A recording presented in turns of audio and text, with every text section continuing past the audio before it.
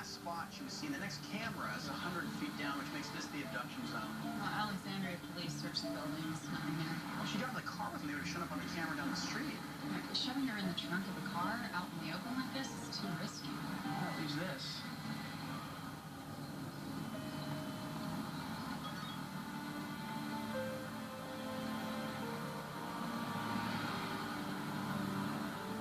Everything okay? Actually, no.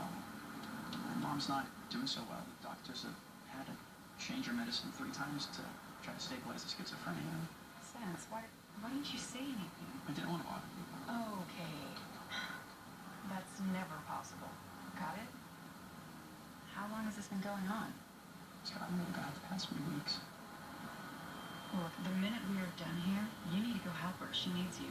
I know. Right now, so does Bonnie. All right, let's think this through. All right, if you took her out this way, it's a busier street.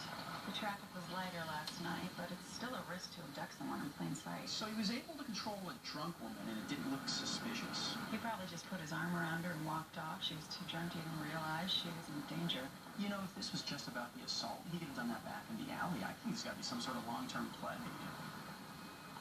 And he's been watching Bonnie, looking for the perfect opportunity. Well, we certainly found it last night. She's a straight-A student who never drinks and rarely goes out.